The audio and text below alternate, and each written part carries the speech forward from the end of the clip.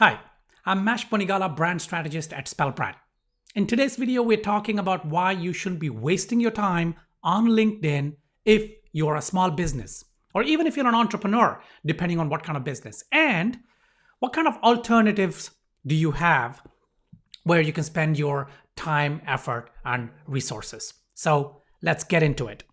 Now, a lot of small business owners know that they need to get on social media. And LinkedIn, of course, is one of those platforms that is an enigma, right? Most people don't understand what LinkedIn is. And they do see LinkedIn when they get emails from people, they might see a footer link to LinkedIn, or people just talking about LinkedIn and so on and so forth. And they think, okay, let's, as part of the social media kind of process, let's get on LinkedIn. But what I've noticed, and this is not just just like a something that just came into my mind. This has been sort of boiling in my mind, brooding in my mind for a long time. As I've noticed when I'm working with clients, when we're building out their brand strategies, when we're building out their marketing strategies, social media strategies, we constantly get asked to create that LinkedIn profile and dedicate resources or time for LinkedIn. And the ROI, the return on investment for LinkedIn is really terrible for small businesses. And here are the reasons. First of all, LinkedIn is a professional network, right? It's not a sales network, it's not a sales channel, but most people treat it as a sales kind of almost like a sales broadcast platform, right? So that means they get on LinkedIn, they go and create connections. And I'll talk about the bizarre nature of these connections on LinkedIn in just a second. But they get on that and they sort of, start broadcasting and sort of sending out these sales messages. Now, a lot of the messages that you will get on LinkedIn are from recruiters, right? The recruitment kind of market segment where recruiters are sending out messages in the hopes of connecting with talented or unskilled members on LinkedIn, right? Now, if you're in the market looking for a job, or you are trying to move, from your current job, maybe get a better job, get a high-paying job, then yes, LinkedIn is the right place to be. Nowhere else. In fact, not Twitter, not Instagram, not YouTube, but LinkedIn. But if you're a small business owner, then on a daily basis, you'll be getting messages from people selling stuff, right? So, and you become a part of that group where you will start sending out messages, sales messages, in the hopes that you're gonna land a customer or a client. In some situations, it might work, but it's the return on investment and the time and effort that you would put into LinkedIn, it's going to be terrible, terrible, terrible, terrible, right? Now, let's just jump onto LinkedIn, take a look at different features, the different kind of elements of LinkedIn, and why it might not be effective, right? Why it might have this issue of noise versus signal ratio, right? So here we're looking at my LinkedIn profile, and okay, so it's nothing much. I do have LinkedIn because it's a professional network, and I'm trying to engage with other professionals, hopefully connect with talent and things like that. Because especially now that we've moved our agency into a new business model, it's very important to form these connections. But most of the stuff, right? So let's go to messages. And yes, so yeah, as you can see, most of the messages that come in, they are literally just almost sales messages, and so on and so forth. So it's really not there's nothing there that actually would enable you to build relationship with customers, right? Yeah, you could target people, you could then reach out to them, but it becomes another sales message and people are just put off. And those people are on LinkedIn to sell their stuff, not to buy from others. Yeah, I might get a bit of heat for this blanket statement, but I don't care. I mean, it is what it is, right? So if you want to build brand awareness, then yes, LinkedIn can be a good place, but your intentions have to be very clear, right? You need to be very sure that you're only interested in building brand awareness. And brand awareness is a funny thing because it's not really about sales. It does not bring in sales, at least in the short term, or at least that is not what the intention of brand awareness should be. Your brand awareness is about building awareness about your brand. It's about building the brand story and so on and so forth. And maybe down the line that then sort of, turns into sales, maybe.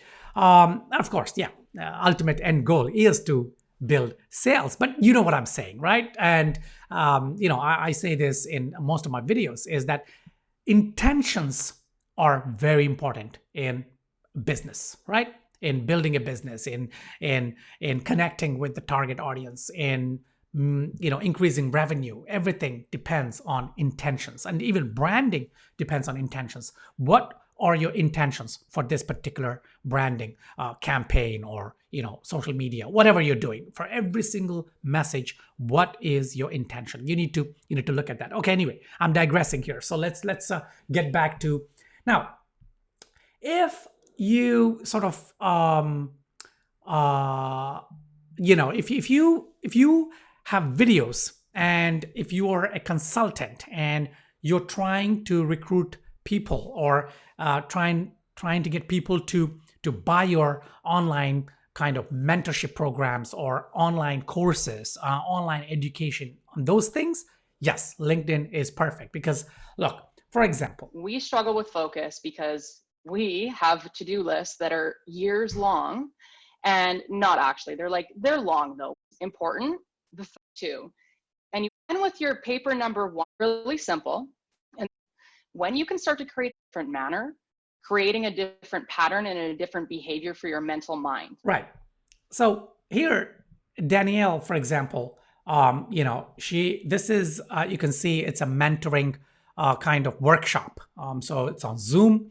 Of course, right now everything's on Zoom, and she's talking about motivation, about to-do list. Now, this video is actually shared by someone else, right? Trevor shared this because it's useful, and he is building his kind of brand awareness and what he is known for through this. And when someone watches this video, they'll probably click on this and go to Danielle Grant's profile, and they might want to connect with her. And then there's, of course, the expert selling agency. So they might then, so she's mentoring 7-figure entrepreneurs to peak mindset performance, right? So if you're an entrepreneur, then you might like her content, her videos, right? And if you're following her, and then ultimately, one day you might end up actually buying into that course, but most often it doesn't work like that. Most often people, David Breer is another example, is someone that I respect, is also a branding expert. And his social media posts, especially on LinkedIn, are hit and miss. I mean, a lot of them are fun, and I don't know the kind of ROI that David is getting. But for me, they seem, maybe they're part of a bigger social media kind of strategy, right? So he creates a piece of content and then splices and dices it and repurposes it for different platforms. And these are the ones that come into into LinkedIn. So for example here, innovation insights from Fast Company column, right? So I don't know. Yeah, David Breer. So as you can see, this is quite, I don't know, it looks a little, I don't know, he's a branding expert. And I personally don't like this. It looks, in terms of graphic, in terms of, it looks pretty, yeah, it's unreadable. And okay, so what is he trying to get? Not bad. There's 48 comments, right? And 121 claps, maybe. And so there seems to be engagement. But then again, you see what I'm saying, right? So for Jacob, Cass, Jacob is a friend of mine. I love his content. And so, yeah, this is, again, what an honor. Last week, I had the pleasure of interviewing branding rock stars, Marty Neumeier. Oh, Marty Neumeier. I don't know if you've read Marty's books, but he literally wrote the book on branding, right? Going back in the 80s and 90s. And so, yeah. So Jacob, yeah, that's Jacob. He does that. And Andy Starr alongside Matt Davis. So again, Jacob targets creative professionals, right? People in the branding sector, creative graphic designers, logo designers, and so on and so forth. And so he's got all his content is geared towards that. His podcasts, and a lot of those creative people are on LinkedIn. So for him, it's a good fit, right?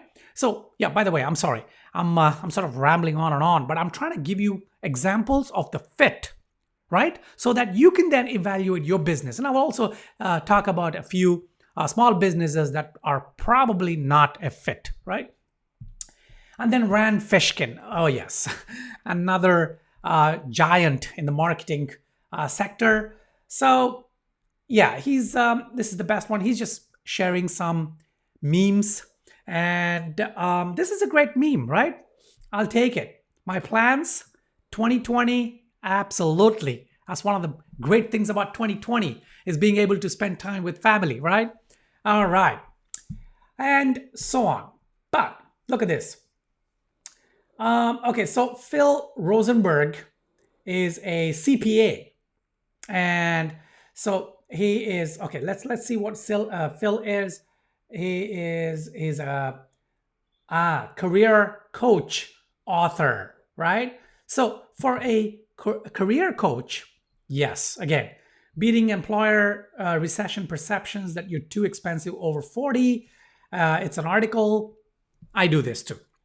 I share a lot of my articles that I've written on our blog and videos that I make on YouTube. I then just post them on LinkedIn because, like I said, LinkedIn for me is about brand awareness. It's about creating connections with other creative professionals. Or I also, another business that I co-founded and I still run is an incubator, right? So for incubator, I'm looking for investment opportunities.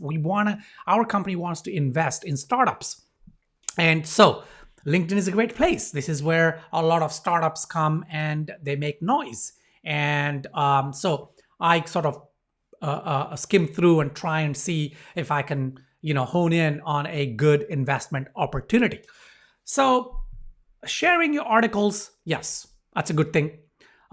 Sharing your videos, yes. For brand awareness, for brand building, yes, but not for sales. So I've never, ever posted on LinkedIn saying I'm a brand strategist, right? So my day job is, of course, consulting with companies, helping them build their brand strategies and so on. But I never, ever send any message. I've never sent a message on LinkedIn to anyone saying, do you need brand strategy? I can help you with that and so on and so forth. So yeah, your intentions have to be clear. Right. Wisdom Tree Asset Management. They're probably not a small business, so maybe this works. And it's actually promoted this as an ad. So people do spend money. So as you can see, yeah, it's really, it's a hit and miss kind of situation with LinkedIn. So imagine you're a small business. Imagine, and I find right now, because I don't want to name and shame, so I find small businesses such as someone who has launched a food business or a cookie business or a salon. And even slightly bigger than that, right? Even slightly bigger than that, fashion brands like small fashion boutique kind of, they're spending their time on LinkedIn. And I would say, if sales is your intention and you're looking for customers, then you will not find them on LinkedIn, right? You're better off going to channels like Instagram. Focus on Instagram. Instagram, actually, if you're selling products, even if you're a coach, or if you're selling an online kind of service, right? Online education, then Instagram is a better place. To be honest, Instagram is better because you could create motivational kind of content and then, of course, sell your online course. And there's no problem there because it's accepted. Not on LinkedIn, right? LinkedIn is, yeah, it's noisy with all these sales, which a lot of people hate. But they're just on there because they're just trying to make their sale, right? But Instagram is good.